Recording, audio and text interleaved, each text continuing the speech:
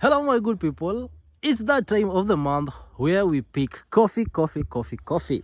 As you can see, we're expecting around to produce at least not less than 10 kgs per bush from this coffee. We have around 300 bushes here, and we expect to be producing more than 10 kgs per bush. As you can see, they're actually doing very well. Even some are already ripe. This is what we pick. These are the berries that we always pick. These ones, and we'll take it to a collection point whereby they are collected, and pulping happens. After pulping, whereby they ferment and all that.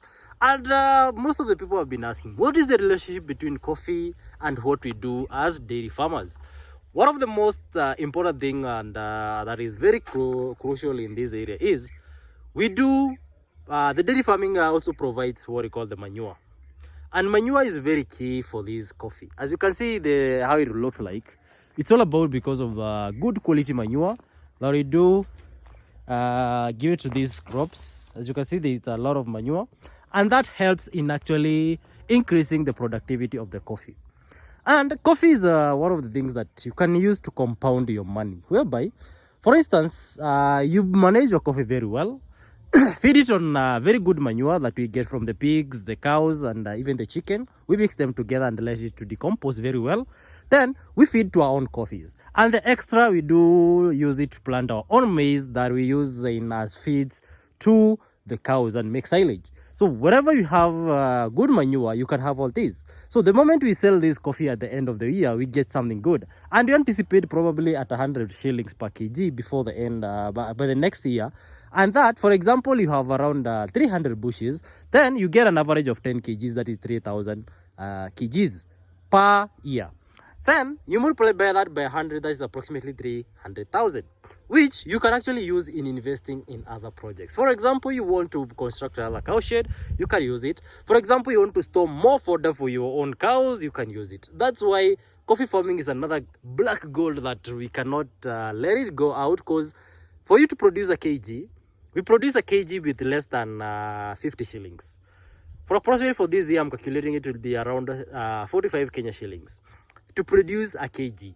So making at least another 60, probably 60 to 55 shillings as profit from the same coffee is something very good, and something that can be a business to someone else. So if you live in the regions whereby you can grow coffee and it's doing very well, we hope the government this time hated to let down, and there's a lot of anticipation that things will be very good, such that recently the government released some extra billions of shillings to actually boost the coffee industry. So we expect more and more from next year. At this time, what we're going to do is actually going to spray. After picking this week, we're actually going to spray this coffee with what we call the boron and zinc. These are among the trace elements that will help in preparing the same bushes for next time flowers that will going to flower, so that they can have some berries by the same time next year. So this coffee can be a game changer to most people who require compounded money,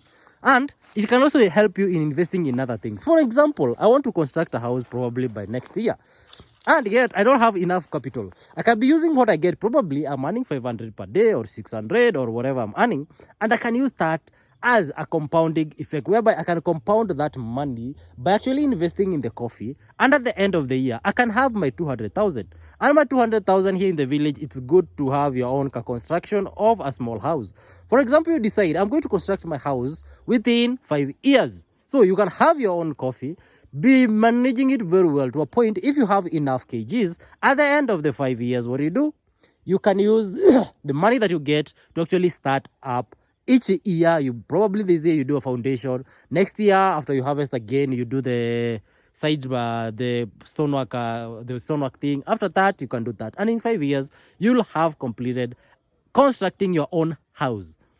That's how. And also, for example, you want to you are there and working probably, and you have your own salary, and you need a side hustle. People do actually lease coffee. For example, I'm one of them who have leased several bushes at around 400 that actually does very well. It requires yes a lot of probably some cash here and there, but it works good whenever you decide to have such a business, whereby at the end of the year, probably next year by around April, we'll be going to the bank to see what we have. So make sure If you are interested in doing this coffee, make sure you first do your research very well, depending on the area. Then one thing, the best thing about coffee is ensure you feed your soil. Proper feeding of that soil. You see, that soil is the most important thing when it comes to coffee farming. Anyway, thank you for always watching us, and thank you for always following us. My name is Paul, and don't forget to subscribe on our YouTube channel where we talk more on dairy farming, pig farming, and now introducing goat farming very, very soon. So make sure you follow us, subscribe, and don't forget to follow us also on TikTok at Farm with Paul.